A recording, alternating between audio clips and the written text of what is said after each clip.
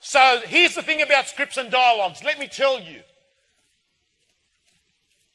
When you internalize the words, when you have rehearsed them and role-played them so well, when they sound like you're having a conversation with a friend at a cafe trying to help them and you're a trusted advisor, they are no longer a script or a dialogue. They are you helping a friend.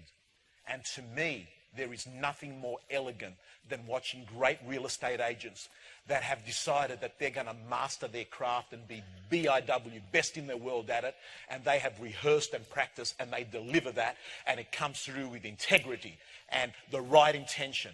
It's beautiful to watch. It is absolutely beautiful to watch. And I've got to tell you that 2 weeks ago there was an article in one of the newspapers in Sydney that had the average income in Australia of a surgeon is $351,000 a year.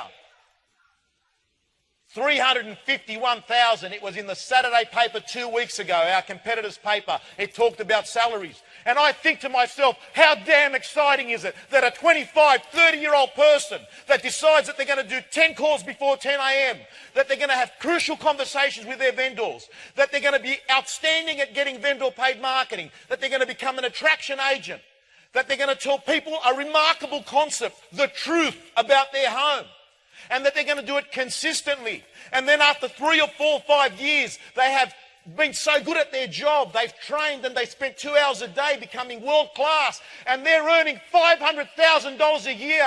How damn exciting is that to be in our profession? That is an attitude of gratitude. And we take it for granted that there are people that are 25, 30 years of age that are making more money than people that have spent 25 years to become the best surgeons in the country. Isn't that exciting? Give it a big round of applause. Because I can tell you something.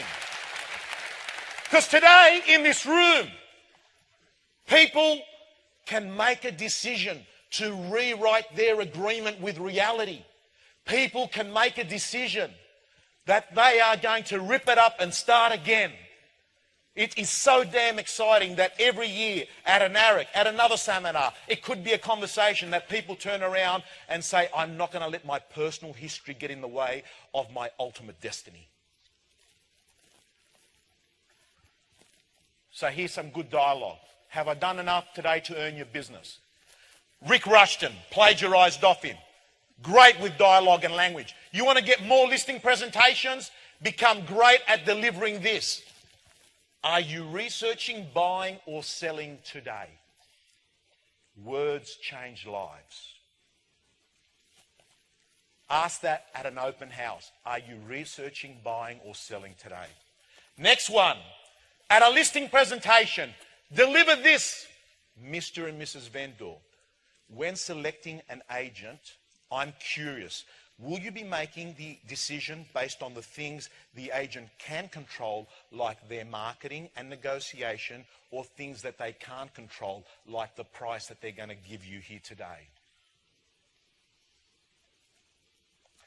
Mr. and Mrs. Vendor, it is the process, not the promise of a price, that's going to get you sold for top dollar in this marketplace. This is good.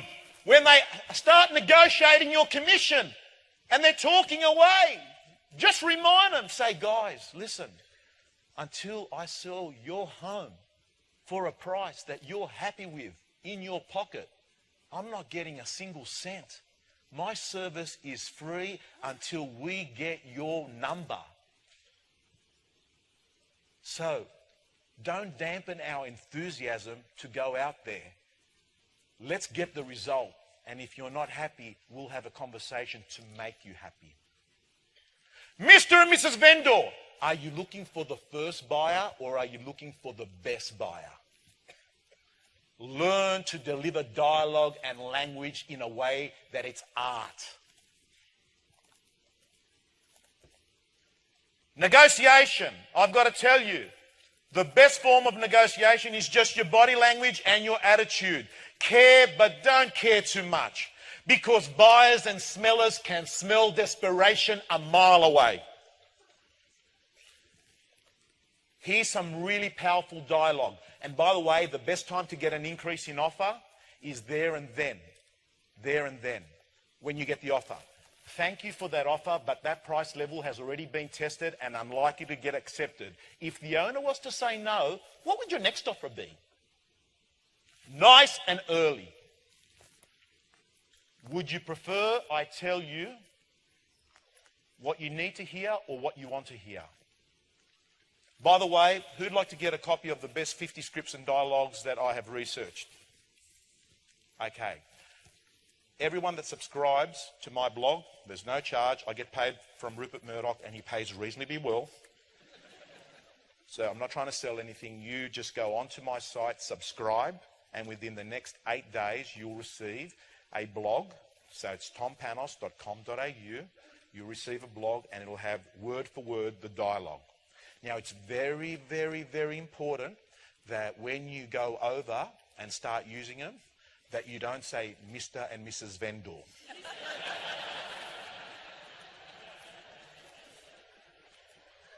Here's a very good technique to get offers off people.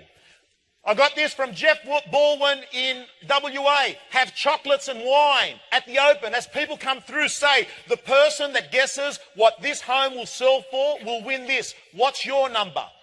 It is an incredible way to get feedback to take back to the owners. And if you want a really great statement or question to get on offers, is there a price to excite you to purchase this property? This question gets numbers off people, and vendors, the best vendor management tool in Australia is an offer.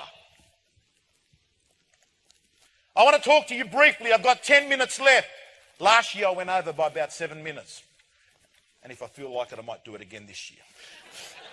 Nah, I'm only joking. So here's the thing about listing presentations. Are you in love with it? Or are your vendors in love with it? Because I've got to tell you, that's the person that's got to be in love with it. Your vendors. But we just get so used to doing what we want. So used to what we like. But the truth of the matter is, I understand it's not about you, it's about them. That's the first thing. The second thing is move away from a statement-based presentation and go to a question-based presentation. Next thing is make sure that you have got trust in the relationship.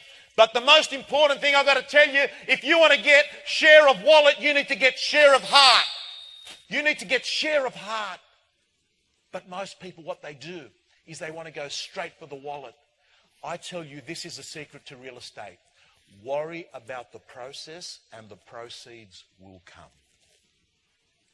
Worry about the process and the proceeds will come. And I want you to always remember that people will forget the words, but they will never, never forget the feeling that they were left with. That's what they remember.